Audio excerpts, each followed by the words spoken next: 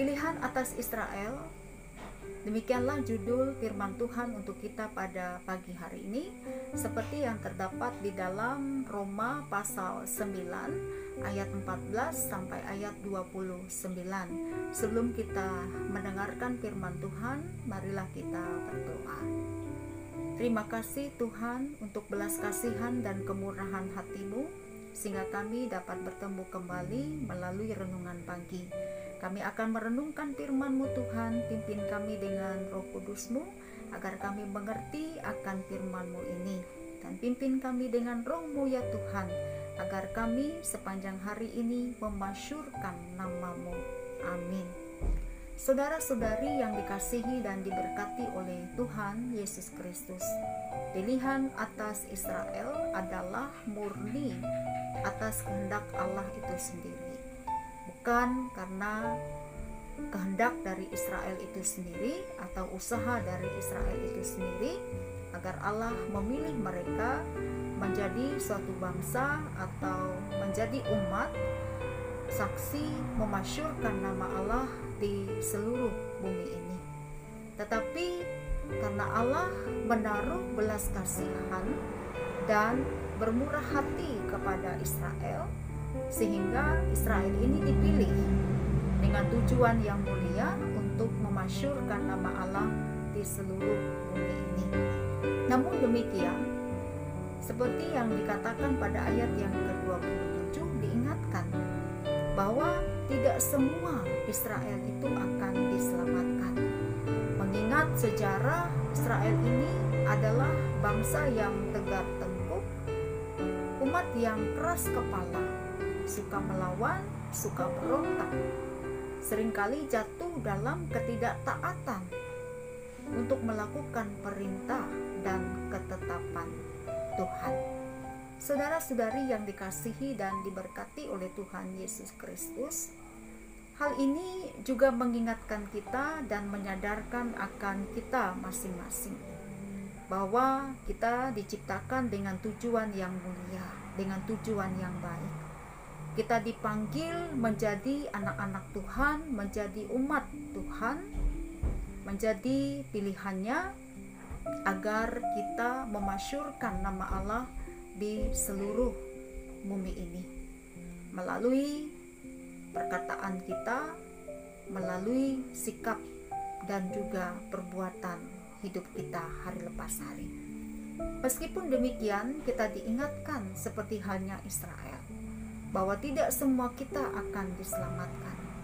Ketika kita masih bertahan di dalam kedegilan dan kebebalan hati kita, ketika kita masih suka melawan, masih suka berontak dengan perintah dan ketetapan-ketetapan hukum Tuhan, ketika kita masih hidup dalam keras kepala kita, suka membantah dan menentang apa yang menjadi kehendak dan keputusan Allah, hingga kita tidak mampu mengontrol apa yang kita katakan, bahkan juga mengendalikan sikap kita, sehingga semestinya kita dipanggil untuk memasyurkan nama Tuhan Allah, menjadi sebaliknya kita mencemarkan nama Tuhan Allah.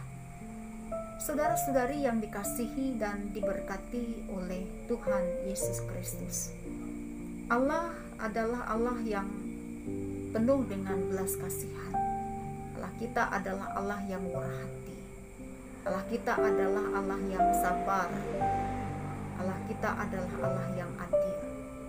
Kepada setiap kita diberikan waktu dan kesempatan untuk kita senantiasa bisa merubah dan memperbaharui kehidupan kita. Kepada setiap kita senantiasa diberikan belas kasihan dan kemurahan Allah, agar kita senantiasa punya waktu dan kesempatan untuk senantiasa memuliakan nama Tuhan Allah. Nah, saudara-saudari yang dikasihi dan diberkati oleh Tuhan Yesus Kristus, biarlah kita dalam kehidupan kita ini sebagai anak-anak Allah, sebagai umat pilihan yang dipanggil untuk memasyurkan namanya di muka bumi ini, Setiap kita punya hati yang berbelas kasihan kepada sesama. Setiap kita bermurah hati untuk bisa saling memaafkan satu dengan yang lain. Setiap kita punya kesabaran untuk menghadapi dan menjalani kehidupan ini dengan segala pergumulan dan tantangannya. Nantiasa kita boleh di dalam ketaatan kita untuk melakukan apa yang menjadi perintah dan ketetapan Tuhan.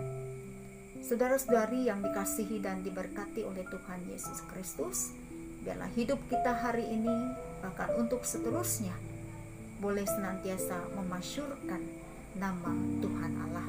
Selamat menjalani kehidupan hari ini dan melakukan tujuan yang mulia tugas kita, yaitu memasyurkan nama Tuhan melalui perkataan dan melalui perbuatan hidup kita.